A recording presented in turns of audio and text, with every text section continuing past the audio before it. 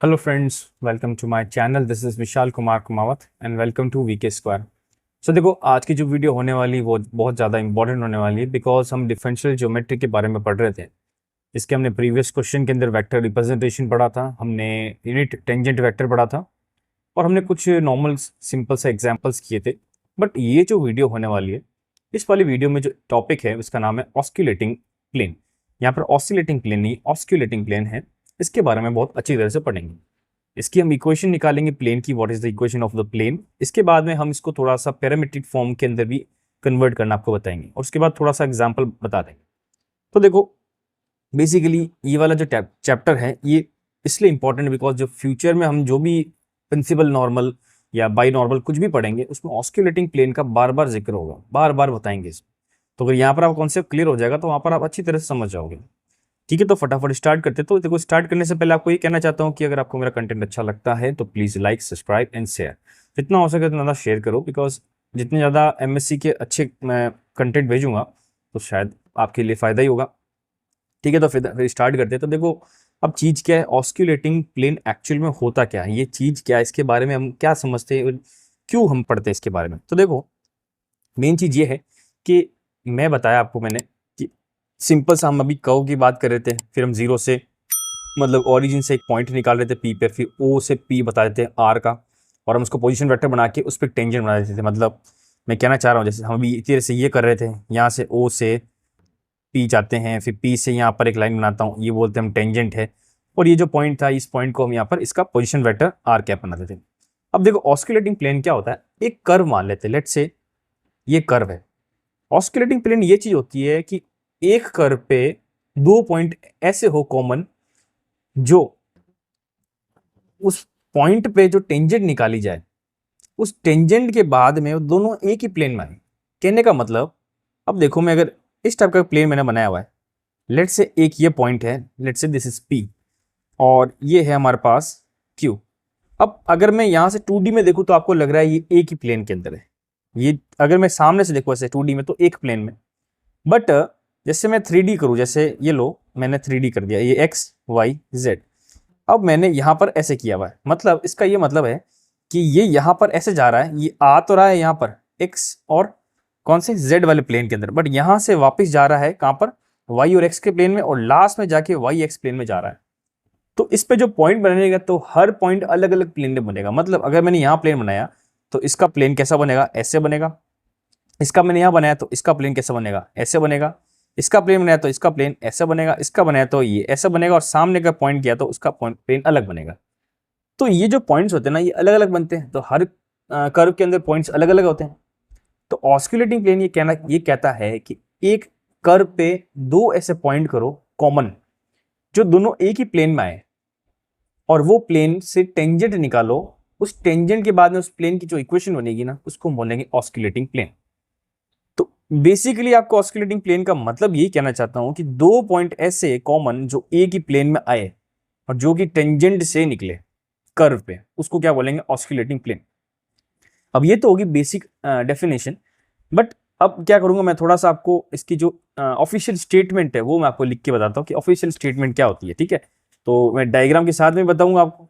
ठीक है, तो देखो, ऑफिशियल में ऐसा है कि दो तरीके की आती है, एक सिंपल आती है और एक थोड़ी टफ आती है। तो मैं सिंपल वाली लिख देता हूँ, late P Q R be 3 point on curve C, the limiting position of the plane PQR when Q and R tends to P। ये टेंड वाले बात बताऊंगा, टेंड्स का मतलब क्या होता है, called oscillating plane at point P। इसका मतलब ये है कि एक मैंने कर्व ले ली, अब मैं आपके सामने कर्व बनाऊंगा। ठीक है, तो कर्व के लिए मैं लाल वाली बना देता हूं। So let's say this is a curve, okay, denoted by C. अब ये कर्व है, इस कर्व पे एक पॉइंट बनाता हूं। तो पहला पॉइंट मैंने यहां बना दिया, एक पॉइंट यहां बना दिया, तो this is point P, this is point I think Q. ये जो पी और क्यू है ये दोनों एक ही कर्व पे आ रहे हैं, और ये कर्व पे जो हमारे पास सामने दिख रहा है इसको मैं क्या बनाता हूँ, प्लेन। तो प्लेन के लिए मैं कलर चेंज कर लेता हूं। So let's say this is a plane. तो मैंने इसको क्या बना दिया, एक प्लेन बना दिया।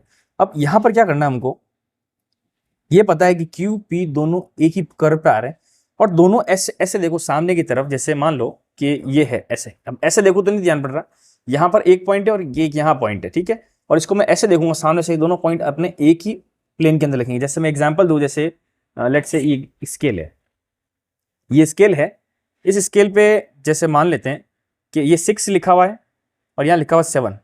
तो ये 6 पे एक पॉइंट है, एक 7 पे पॉइंट है, ठीक है। अब इसको मैं ऐसे रखूं तब भी दोनों एक ही प्लेन में मतलब आ रहे हैं। अगर मैं इसको ऐसे देखूं तब भी एक प्लेन में आ रहे हैं, ऐसे देखो कैसे भी देखूं ये दोनों एक ही प्लेन पे आ रहे हैं, 6 और 7। तो इन दोनों का क्या प्लेन हो गया, ये पूरा एक प्लेन हो गया। अब मुझे उससे मतलब नहीं कर्व कहाँ जा रहा है, अब कर्व यहां से टच करके ऐसे करके घूम के कैसे भी जा रहा है किसी भी डायरेक्शन में, हमको उससे मतलब नहीं है। हमको ये पता चल गया है कि यहाँ पर 2 पॉइंट तो इस कर्व के अंदर आ ही रहे, तो हमको सिर्फ 2 पॉइंट से मतलब है। तो 2 पॉइंट मैंने बता दिए, कौन से, क्यू एंड पी। अब मुझे पता है कि जैसे 6 और 7 का मैंने आपको बताया कि दोनों पॉइंट एक ही कर्व में आ रहे हैं, तो इस प्लेन में और भी कुछ पॉइंट तो होंगे, बिल्कुल होंगे पॉइंट। तो उस पॉइंट को मैंने क्या बोला यहाँ पर, उस पॉइंट को मैंने बोला let's say this point is R. उस प्लेन पे कौन सा, ऑस्कुलेटिंग प्लेन। तो इसको मैं लिख देता हूं, दिस इज ऑस्कुलेटिंग प्लेन। इस पॉइंट पे मैंने 3 पॉइंट बना दिए। अब यहाँ क्या लिखा है, that let P Q R be 3 points on the curve. इस कर्व पे 3 पॉइंट हो गए। The limiting position of the plane P Q R when Q and R tends to P. मतलब ये जो आर है ना, ये आर यहां रखो या यहां पर रखो, कोई फर्क नहीं पड़ता। हमको क्या करना है, अब इसका देखो, इस लाइन का मतलब क्या है, टेंड्स टू पी। मतलब टेंड्स टू पी का मतलब होता है नेबर। मतलब Q is the neighbour of P and R is the neighbour of P। क्योंकि P का नेबर R हो गया और P का नेबर भी Q हो गया, बिकॉज ये एक ही कर्व में आ रहा है, ठीक है। Is called osculating plane at P। तो ये P पे हमको यहां पर ध्यान पड़ गया। अब ये बेसिक आपको मैंने डेफिनेशन समझा दी। अब इसके बारे में क्या करेंगे, हम निकालेंगे जो मेन हमारा काम आज का। क्या काम है हमारे पास, ऑस्कुलेटिंग प्लेन की इक्वेशन निकालना, ठीक है। तो नेक्स्ट शिफ्ट हो जाते हैं। तो देखो, इक्वेशन ऑफ ऑस्कुलेटिंग प्लेन। अब हाँ, एक और चीज मैं बताना भूल गया आपको। मैं कहना चाहता हूं कि जैसे कोई भी कर्व हमारे पास होगा, वो कर्व अगर पैरामेट्रिक फॉर्म में दिया हुआ है तो आपको ये ध्यान रखना है वो क्लास 2 का होना चाहिए। अब क्लास 2 का मतलब क्या होता है, जैसे इसका होना चाहिए हमारे पास कौन सा, इसको बोलते कर्व। क्लास 2 का मतलब ऐसा होता है, जैसे मान लेते हैं कि हमारे पास एक कर्व दिया हुआ है, let's say this is T square plus 1। यहाँ दिया हुआ है हमारे पास टी, यहाँ दिया हुआ है हमारे पास टी क्यूब प्लस 1। अब अगर मैं इसका डिफरेंशिएशन करूं, एक्स डॉट करूं तो हमारे पास 2t आएगा, और अगर दूसरी बार करूंगा डिफरेंशिएशन तो 2 आएगा, और तीसरी बार करूंगा तो हमारे पास आएगा 0। तो इसका मतलब क्लास 2 का मतलब होता है हम 2 बार उसको डिफरेंशिएट कर सकते हैं। बट यहां पर देख रहे हैं तो हमको यहाँ पर कितनी बार करते हैं, 1 और 2। तो यस, ये दिस इज क्लास 2। इसका जब करेंगे तो क्लास 3 आ जाएगा। इसका करेंगे तो देखो सीधा से बात है, यहाँ पर आ जाएगा X dash is equal to 1 और X double dash is equal to 0। तो ये क्लास 2 नहीं है। तो क्लास 2 का मतलब समझ आ जाएगा आपको, क्लास 2 का मतलब क्या होता है, 2 बार इसका हम डिफरेंशिएशन कर सकते हैं। तो यहाँ पर क्लास 2 का बात बहुत ज्यादा होगी, आगे लिखना पड़ेगा हमको, इसलिए आपको पहले बता रहा हूँ, बाद में कंफ्यूज नहीं होना। तो अब यह क्या स्टार्ट करें हम, ऑस्कुलेटिंग प्लेन का इक्वेशन। अब ऑस्कुलेटिंग प्लेन का इक्वेशन से पहले मैं प्लेन बनाता हूँ। तो let's say this is a plane, okay, ये हमारे बना दिया प्लेन। अब इसी प्लेन के अंदर हमारे पास क्या निकला हुआ, एक कर्व। कर्व कौन सा निकला हुआ, ये ऐसे करके निकला हुआ, ठीक है, दिस इज सी। अब इस कर्व पे क्या क्या पॉइंट बने हुए हमारे पास, तो पहला पॉइंट बना हुआ है यहाँ पर क्यू, दूसरा पॉइंट बना हुआ है यहाँ पर पी, और मैंने को पता है कि यहाँ पर मैं बनाता हूँ ओ, विच इज ऑरिजिन। अब ऑरिजिन से ये जो पॉइंट बने हुए वहां तक मैं लाइन खींच लेता हूँ। तो ये लो, ये मैंने लाइन खींच ली, ये पहली लाइन होगी, फिर ये होगी हमारे पास दूसरी लाइन, ठीक है, दोनों लाइन बन गई। अब इन दोनों की लाइन बनने के बाद दोनों का नॉमेनक्लेचर, मतलब एक तरह से नाम लिख देता हूँ। तो ओपी जो होता है ना, ये हमारे पास क्या होता है, ओपी को मैं क्या बोल सकता हूँ, जैसे यहाँ से हटा देता हूँ, ओपी को मैं बोल सकता हूँ कर्व, मतलब आर बोलूंगा, हम यही करते थे आर एस। और ओ क्यू क्या है, ओ क्यू भी आर ही है, बट यहाँ पर एस के साथ में कुछ डेल एस, मतलब कुछ तो एस ऐड हुआ, मतलब ये क्यूपी वैल्यू है ना, ये डेल एस है, कुछ चीज ऐड हुई तो मैंने डेल एस कर दिया। ठीक है, तो ये तो हो गया बेसिक, जो 2 पॉइंट हमारे पास आ गए किसके अंदर, ऑस्किलेटिंग प्लेन के अंदर। अब हमको यहाँ क्या लिखना है, थोड़ी सी लैंग्वेज लिखनी, हमको लिखना है कि let R is equal to R is class greater than two curve, मतलब लिख सकता हूं इन टर्म्स ऑफ पैरामीटर।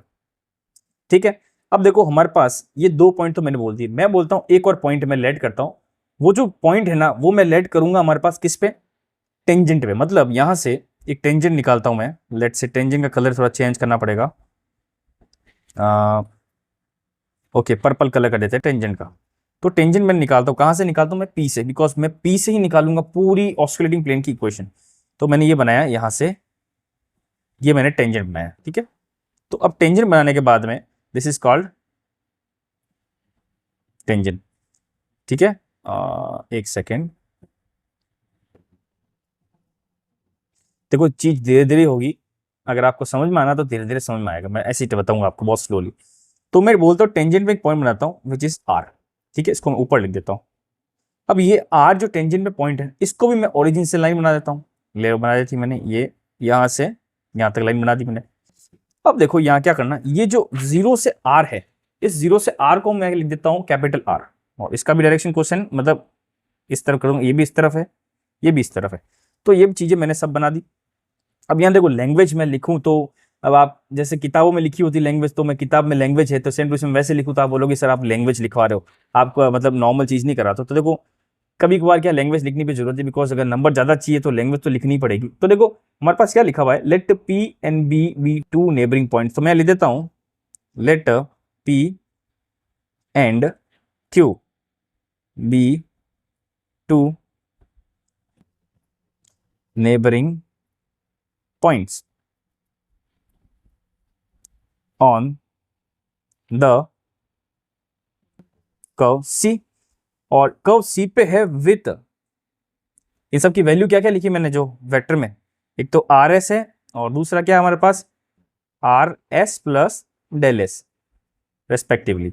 तो ये चीज तो मैंने बता दी आपको भी, मैंने बस एक चीज को लैंग्वेज में लिख दिया आपको, पहले मैंने बता डेमोन्स्ट्रेट कर दिया। तो ये सब क्या है हमारे पास देयर, ये आर एस और ये क्या है पोजीशन वेक्टर, जो स्टार्टिंग में पहली क्लास में पढ़ा था बस। अब पोजीशन वेक्टर है तो अब हम बात करेंगे कैपिटल आर की, जो कि बात करेंगे मतलब हम ओ आर की बात करेंगे। So let R vector be the position vector of O R, या position vector of current point R. अब ये जो आर है ना O R which is containing the tangent line at P. तो देखो मैंने आपको क्या बताया, ऑस्किलेटिंग प्लेन की बताया था कि ऑस्किलेटिंग प्लेन में क्या होता है, एक कर्व है जहां से मैंने टेंजेंट निकाली, वहीं पे 2 पॉइंट होंगे एक साथ में नेबर में, उसी जो 2 पॉइंट जिस प्लेन आएंगे उस प्लेन को हम क्या बोलेंगे, ऑस्किलेटिंग प्लेन। तो यही पता है कि जो मुझे कर्व, तो टेंजेंट निकाली मैंने कौन सी, पर्पल वाली लाइन पी से, तो ये टेंजेंट पे एक पॉइंट बना दिया मैंने आर, तो ये हमारे पास ओ आर हो गया। तो ओ आर क्या, position vector O R, this is containing the tangent line of P. अब हमारे पास डायग्राम हो गया, डायग्राम में जो चीजें लिखी वो हमने अच्छी तरह से लिख दी। अब हम क्या करेंगे, थोड़ा सा एक तरह से अलजेब्रा टाइप क्वेश्चन करेंगे। तो देखो सबसे पहले देखो बात करूंगा मैं ओ आर पी के बारे में बात करूंगा। तो देखो ओ आर पी के बारे में बात करूंगा तो what is the value of OP, तो मतलब यहाँ पर ओपी की वैल्यू क्या हो जाएगी, दैट ओपी, एक second, what is the value of OP, OP is R vector S, we know already. यहां पर ओ क्यू की वैल्यू कितनी हो जाएगी, ओ क्यू की वैल्यू हो जाएगी हमारे पास R vector S plus del S. फिर बाद में हमारे पास किसकी बात करेंगे, और हम ओ आर की बात कर लेते हैं, तो ओ आर की वैल्यू कितनी है हमारे पास, कैपिटल आर। ठीक है, फिर हम क्या बात करेंगे, अब स्टार्ट करते हैं पी क्यू की। तो what is the value of P Q. So देखो यहां पर मैं पी क्यू की अगर मैं बात करूं यहां से यहां तक, तो मैं यहां डैश लाइन बनाया था। तो देखो मुझे पता है कि अगर मैं पी क्यू की बात करूंगा तो यहाँ पर ट्राइंगल ओ क्यू पी से हम यूज करेंगे। तो वेक्टर जब हम सॉल्यूशन करते हैं, जैसे मान लेते हैं यहाँ साइड में लिख देता हूँ। अगर वेक्टर के अंदर मैंने आपको बताया कि एक वेक्टर इधर जा रहा है, एक वेक्टर इधर आ रहा है और एक वेक्टर इधर आ रहा है, तो मतलब ये जो वेक्टर होगा ना, let's say this is A B C, तो जो ए बी होगा, this A B will be equal to B C plus A C. तो ये वाले वेक्टर वाली हम यहाँ पर चीजें यूज करेंगे। तो यहाँ पर यूज करेंगे तो पहले O P Q P O के बारे में बात करेंगे। तो यहाँ पर जो हमारे पास पी क्यू होगा, ये पी क्यू की वैल्यू क्या हो जाएगी हमारे पास, जो बड़ा वाला कौन सा दिख रहा है हमारे पास, ओ क्यू, बड़ा वाला ओ क्यू का, बिकॉज में डेल एस प्लस है, तो ओ क्यू में से ओ पी माइनस क्या हो जाएगा हमारे पास, this is equal to P Q is equal to O Q minus O P. So this will give us O Q की वैल्यू कितनी है, आर के अंदर हमारे पास S plus del S minus R, factor तो है ही, और ये हो गया हमारे पास एस। अब देखो ये चीज आ गई हमारे पास, ठीक है। तो इस इक्वेशन को मैं कुछ इक्वेशन बना देता हूँ। लेट्स से मैं इक्वेशन को, इक्वेशन तो क्या मतलब, हाँ एक तरह से कह सकता हूँ मैं, तो equation 1 number, let's say second number equation. फिर मैं बोलूंगा कि मैंने ओपी की बात करी, अब मैं क्या करता हूँ, आर और पी आर की बात कर लेते, चलो ठीक है, पी आर की बात कर लेते। सो यहां पर जब पी आर की बात करेंगे तब यहां पर ओ आर का जिक्र होगा। तो पी आर की जब बात करेंगे तो यहां पर हो जाएगा ओपी माइनस ओ आर, क्या हो जाएगा, या O R minus OP, O R minus OP. तो O R minus OP, O R की वैल्यू कितनी बताई थी मैंने, कैपिटल आर, ओपी की वैल्यू कितनी बताई थी मैंने, आर इंटू ये। So let's say this is equation number 3। तो मेरे पास इक्वेशन नंबर 2 आ गई, इक्वेशन नंबर 3 आ गई। तो देखो अभी आपको समझ में आया, क्या समझ में आएगा मैं बताऊंगा आपको सिस्टम क्या है, कि अभी इक्वेशन 2 का थोड़ा सा हमको यूज करना पड़ेगा, ठीक है। अब देखो क्या करना यूज, कि let's say we know equation 2, equation 2 को मैंने लिख देता हूं यहां पर, this is S plus del S minus R S. देखो ये जो चीज है ना, इसको मैं बाइनोमियल थ्योरम से खोल सकता हूं। अब जब मैं इसको जब खोलूंगा तो हमारे पास ये आ जाएगा आर एस प्लस, यहां पर आ जाएगा ये आर डैश, ठीक है, और यहां पर आ जाएगा डेल एस। फिर हमारे पास आ जाएगा प्लस के अंदर आर डबल एस, फिर आ जाएगा आर एस का होल स्क्वायर अपॉन में 2 फैक्टोरियल, ऐसे ऐसे ऐसे हम खोलते रहेंगे, ठीक है। तो ये चीज हो जाएगी हमारे पास किसकी, इस वाली चीज की। फिर बाद में बचा गया माइनस आर एस। तो माइनस आर एस जब करेंगे तो ये वाली चीज और इसकी पहली वाली चीज तो कैंसिल हो जाएगी। तो हमारे पास पी क्यू की वैल्यू क्या हो जाएगी, ये हमको पी क्यू की वैल्यू ही है, तो पी क्यू की वैल्यू हो जाएगी हमारे पास R dash S into del S plus R double dash S into del S का होल स्क्वायर अपॉन में 2 फैक्टोरियल एन चलते जाएगा। So let's say this is equation number 4। अब देखो यहां पर ये चीज हमारे पास प्रूफ हो गई। और दूसरी चीज क्या करना, अब यूनिट टेंजेंट वेक्टर मैंने प्रीवियस वीडियो में बताया था, what is unit tangent vector. Unit tangent vector कितना होता है हमारे पास, ये होता है D S by, sorry D S नहीं, D R by D S, यही होता है यूनिट टेंजेंट वेक्टर। अब इसको और किस फॉर्म में लिख सकते हैं, मैं ऐसे लिख सकता हूँ कि आर डैश एस लिख सकता हूँ, इसको मैं एस के रेस्पेक्ट में लिख सकता हूँ ना, बिल्कुल। तो this is equation number 5।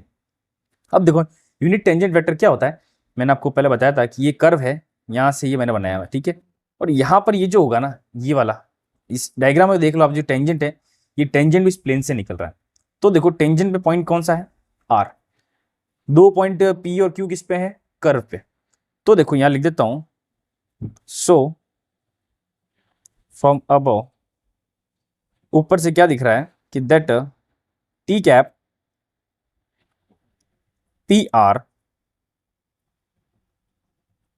And lastly is P Q. तो पी आर पी क्यू सबकी वैल्यू हमको पता है, ये पी आर है ना, सबकी वैल्यू पता है। टी वेक्टर पी आर और पी क्यू, देखो वापिस डायग्राम में, टी वेक्टर कौन सा, अपने आर पे जो टेंजेंट का वेक्टर है, यूनिट टेंजेंट वेक्टर, और पी आर और क्यू पी, ये सारे सारे किस पे आ रहे हैं, एक ही प्लेन पे आ रहे हैं। तो देखो अगर आपने 12th क्लास के अंदर ये पढ़ा था कि अगर 3 पॉइंट या 3 लाइन एक ही प्लेन पे आ रही है तो उसको क्या बोलेंगे हम, कोप्लेनर। तो जो वेक्टर अलजेब्रा में हमने ये पढ़ा था कि कोप्लेनर अगर 3 चीजें हो तो इन तीनों चीजों का हम अगर ब्रैकेट में कॉमा करके लिखे तो उसकी वैल्यू कितनी होगी, इक्वल टू 0। मतलब कोप्लेनर का मतलब उन सबका जो हम निकालेंगे, क्या बोलते हैं, डिटर्मिनेंट निकालेंगे तीनों का, जो मैट्रिक्स फॉर्म में करते हैं, तो वैल्यू कितनी आती है, 0। सो यहां पर लिख दूंगा आर कोप्लेनर। तो कोप्लेनर है तो इसका मतलब क्या हो जाएगा that bracket P R T and P Q is equal to 0। So देखो ये चीज़ तो यहाँ पर होगी। अब यहाँ जो चीज़ें हमारे पास पुट कर लेते हैं कि what is the value of P are.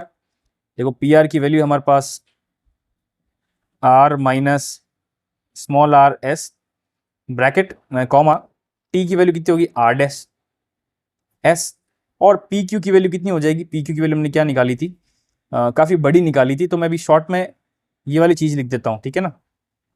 This is R S plus del S and यहाँ पर आ जाएगा minus times of R S, ठीक है। तो ये चीज़ मैंने यहाँ पर लिख दी, तो दिस इज इक्वल टू 0। अब देखो यहाँ पर वापस आपका क्या होगा, 12th वाला टॉपिक वापस इस्तेमाल होगा। क्यों?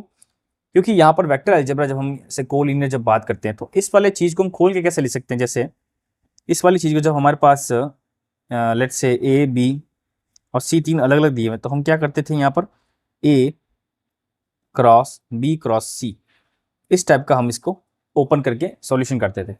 तो मैं इस टाइप का लिख सकता था, तो मैं इस टाइप की जैसे मैं अगर सबको लिखूं, यहाँ पर डॉट आएगा, सॉरी ये ए डॉट आ जाएगा, मैं ऐसे भी लिख सकता था या ऐसे लिख सकता था कि ए क्रॉस बी डॉट सी, ऐसे भी लिख सकता हूँ। बट मैं क्या करूँगा, इसको ज़्यादा प्रेफर करूँगा, तो ये हमको यहाँ पर याद होना चाहिए जो 12th क्लास के अंदर मैंने पढ़ा था। तो ये चीज़ यहाँ पर सेम टू सेम करूँगा तो मैं हमारे पास क्या हो जाएगा, this is R minus R cap, ठीक है। ये हो गया ब्रैकेट में dot product with R dash S, फिर बाद में cross product of R S plus del S minus R S, ठीक है ना। तो ये वाली चीज़ हमारे पास होगी। अब मुझे पता है इसकी वैल्यू हमने क्या रिजल्ट निकाला था, जस्ट थोड़ी देर पहले किया था हमने, क्या रिजल्ट निकाला यहाँ पर, ये वाली आर डैश डेल एस ये करके निकाला था रिजल्ट। तो मैं इसको लिख दूंगा that R vector minus small R bracket dot में आ जाएगा, ब्रैकेट यहाँ पर आ जाएगा R dash S multiply by what, R dash S into del S and this is plus times of R double dash S and del S whole square upon 2 factorial and going up to, तो ये जाता रहेगा, ठीक है। This is equal to 0। अब ये चीज़ मैंने यहाँ पर करी। अब यहाँ पर क्या करना सिस्टम हमको कि इस चीज़ में क्या करते, थोड़ा अलग करने की कोशिश करते। कैसे? मैं क्या करता हूँ इस चीज़ में, जैसे अब यहाँ पर आर डैश लिखा हुआ है, मैं इसको मल्टीप्लाई करूँगा तो आर डैश तो बाहर है ही, ठीक है। तो मेरे को क्या कन्वर्ट करना पड़ेगा इन चीज़ों को। देखो ये वाली चीज़ है ना, मुझे पता है कि डेल, जैसे अब हमको कुछ भी चीज़ करते हैं डेल एस करते हैं तो del S will be 10 to 0, मतलब del S will be 10 to 0। तो ये वाली जो चीज़ है ना हमारे पास, ये एलिमिनेट हो जाएगी और ये चीज़ बहुत छोटी हो जाएगी, तो इसमें कोई दिक्कत नहीं आएगी। तो हम क्या लिखेंगे, आर डैश एस लिख देंगे। क्या लिख देंगे, तो फाइनल हमारे पास R minus R dash bracket के अंदर आर डैश एस और क्रॉस फैक्टर किसमें करेंगे, आर डबल डैश एस के अंदर करेंगे, ठीक है, इज इक्वल टू 0। तो ये जो चीज आई ना, इसी इक्वेशन को क्या बोलेंगे हम, ऑस्क्यूलेटिंग प्लेन। ऑस्क्यूलेटिंग प्लेन इसी को बोलते हैं। देखो आपको पता है प्लेन की इक्वेशन कैसे निकालते हैं, हम प्लेन की इक्वेशन दो चीज को डॉट प्रोडक्ट करते हैं तो हम प्लेन की इक्वेशन निकालते हैं। तो यहाँ पर भी आपको दिख रहा है capital R minus small R into R dash S into R double dash S. तो ये हमारे पास क्या आ गई, ऑस्क्यूलेटिंग प्लेन। अब देखो यहाँ पर ऑस्क्यूलेटिंग प्लेन की हमारे पास इक्वेशन आ गई। अब अगर क्वेश्चन में ऑस्क्यूलेटिंग प्लेन के अंदर पोजीशन वेक्टर जब ओपी का जो ओरिजिन से दिया पाए, वो अगर हमारे पास parametric form which means X Y Z के फंक्शन सेम कोई वेरिएबल में दिए हुए हैं, तो उसका कैसे सॉल्व करेंगे। तो उसका सॉल्व करने के लिए कुछ नहीं आपको दिमाग लगाना है, सिंपल सा चीज़, टी कैप वेक्टर जानते हो, what is T cap vector, T cap vector is R dash. तो आर डैश का मतलब ये होता था, हम क्या बोलते थे कि D R by D S, इसको मैं क्या लिखूंगा, D R by D T, या लिख दूंगा D T by D S. हमको पता है D T by D S is what a scalar quantity which will be M into D R by D T. मतलब एम को मैं कोई एक कांस्टेंट मान लिया, ठीक है ना, क्योंकि स्केलर है तो उनको पता है इसकी वैल्यू कुछ ना कुछ तो होगी, स्केलर में होगी, मतलब वेक्टर फॉर्म में तो नहीं होगी। तो ये जो हमारे पास होगा ना T cap is equal to M dot D R by D T. तो इसका मतलब ये टी कैप को मैं क्या ले सकता हूँ, that M into R dot. अब यहाँ पर आपके कंफ्यूजन नहीं होना चाहिए, आर डैश का मतलब क्या होता है, आर डैश का मतलब होता है डी आर का एस के रेस्पेक्ट में डिफरेंशिएशन, और आर डॉट ऊपर लिखा हुआ है, अगर आर डैश अलग आर डॉट लिखा हुआ है इसका मतलब है डी आर का डी टी से, मतलब जो कि हमको पैरामेट्रिक दिया हुआ है टी के रास्ते में। तो डी आर डी टी पता चल गया आपको क्या चीज़ है, ठीक है। अब यहाँ पर हम इससे क्या करें, डबल अगर निकालें यहाँ पर, तो यहाँ पर क्या हो जाएगा, ये चीज़ हो जाएगी, क्योंकि ये तो एम होता रहेगा, इसका मतलब तो क्या है, डबल आर मतलब 2 बार निकाला हमने।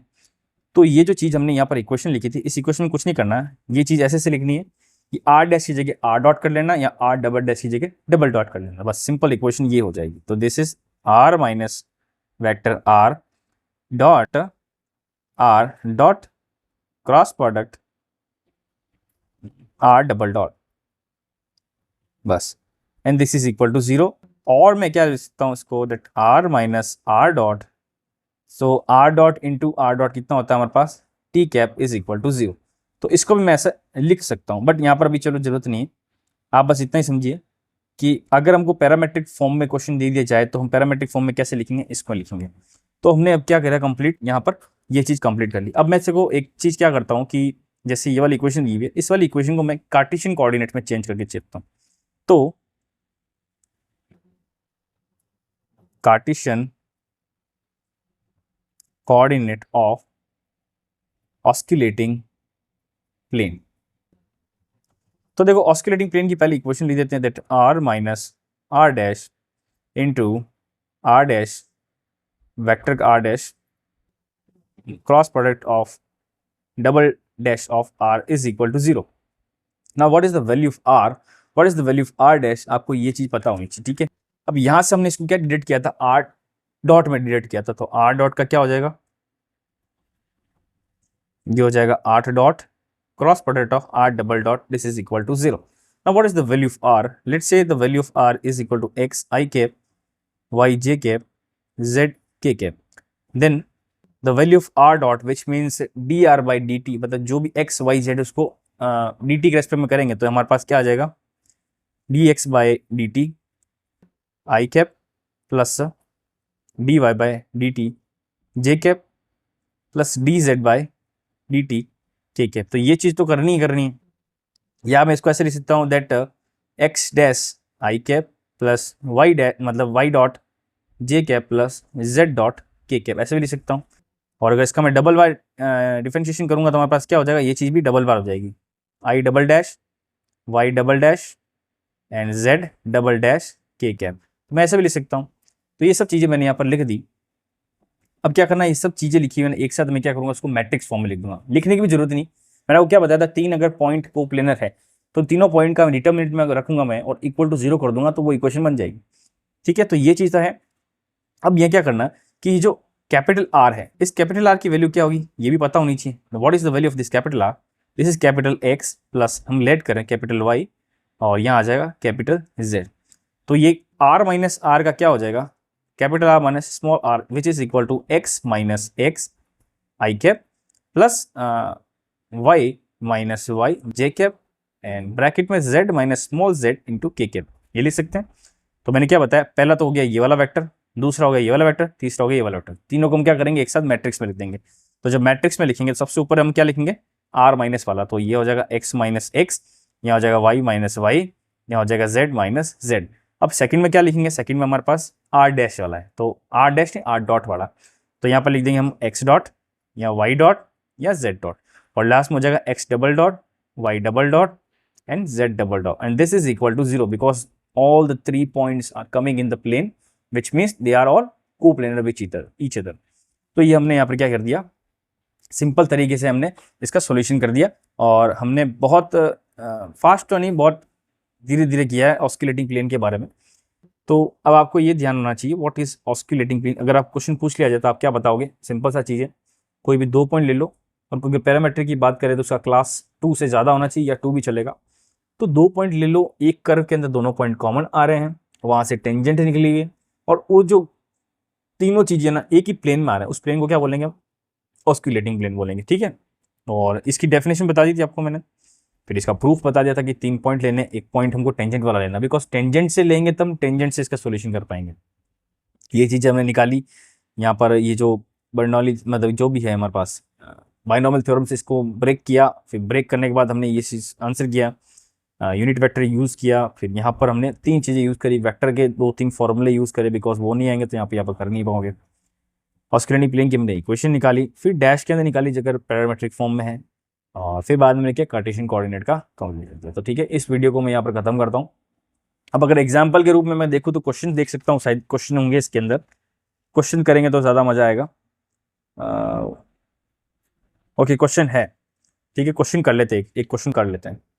सो let's say this is example number 1। सो यहाँ पर लिखा हुआ है कर्व की इक्वेशन दी हुई है, x is equal to 3t, y is equal to 3t square and z is equal to 2t square. Show that any plane meets in 3 plane, reduce the equation of the oscillating. मतलब हमको oscillating plane की equation चाहिए at t is equal to t1। ठीक है, तो ये हमको 3 point दिए हुए हैं, तो हमको सॉल्यूशन करना है। तो देखो सिंपल सा पता है 3 पॉइंट क्या क्या होते हैं, r minus R vectorial, dot के अंदर r dash into R double dash, ये वाली चीज़ होती है। अब यहाँ पर what is the value of r, मैं कैपिटल R की वैल्यू कुछ लेट कर सकता हूँ, तो मैं कैपिटल R की वैल्यू लेट कर दूंगा r x plus I cap, y plus J cap and z plus K cap, मैंने लेट कर दिया।